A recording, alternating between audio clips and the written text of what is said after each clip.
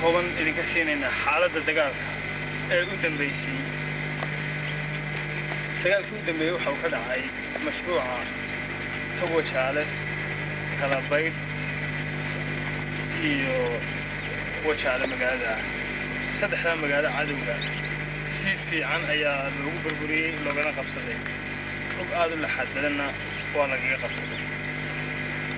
cadowgu inuu faraha ka qaaday wax alaaliya wixii dhulkii uu deganaan jiray wuxuu ilaashadaa labada wado ayuu imika ku mitadayaa wadada Berbera iyo wadada Hargeysa iyo magaalada Hargeysa.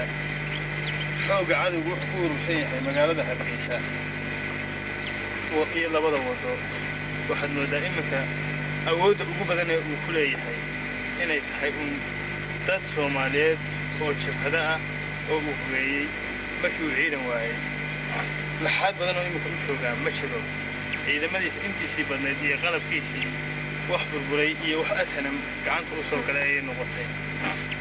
awood badan oo kusii taagnaadana ma jirto. dhinaca Burco waa magaalada Burco iyo wadada u baxda bari. wadadaas oo ah wadada Xamar iyo isku xidha Burco. intaas ayuu welibana ciidanka SNM fadhiyo ayuu rabaa inuu cadowgu siduu ku furi lahaa wadada ama ciidankiisa ku taakuleen lahaa. laakiinse awoodii uu ku ilaalin jiray labada dhinacba way baabaaday. waxa ugu badana waxay ahayn dadkii jabhada ahaa ee Itoobiya markii hore ay u hubeynayeen. kuwaas ayuu dagaal gashadaa aboogii iyo ogaadeenkii iyo wuxuu ku sheegi jiray Soomaali galbeed. intii badneedna imika waa baaba. waxaana ku noqdeen dhulkoodii. tiro aad u yar ayaa meel walba labada wado ka fadhida. ciidanka SNM wuxuu marayaa ilaa iyo Ceergaabo ilaa iyo Bari, Sheekh, Hargeysa iyo wixii ka hooseeya. airboorkana waxaad moodaa in dhinac walba lagaga xeeran yahay. taliska qaybta saddexaad waxa uu degan yahay Sharmaarka iyo wixii ka hooseeya ilaa Cagadoon. qaybta tobnaad Habaasooyin markii ay qabsatay waxay hoos u dhaaftay iyaduna airboorka way dul taagan tahay.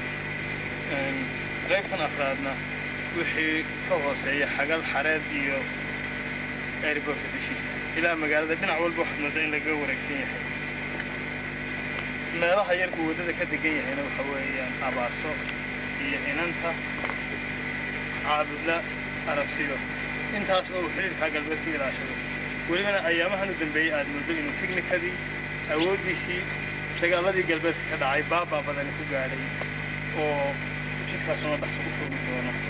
awood cadowgu uu leeyahay oo wadankii kusii xakama jirta. inta ugu badan waa waxaad moodaa xooggiisii iyo qalabkiisiiba inay ku burbureen waqti gabaabsi ah oo kama dambays inuu taagan yahay.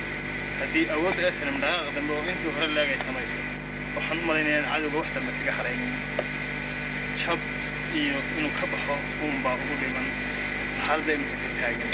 waxaad moodaa waqtigii SNM ay guusheeda dhammaystiri lahayd inuu taagan yahay oo si daba xooggiisii maanta u baaba'ay una burburay.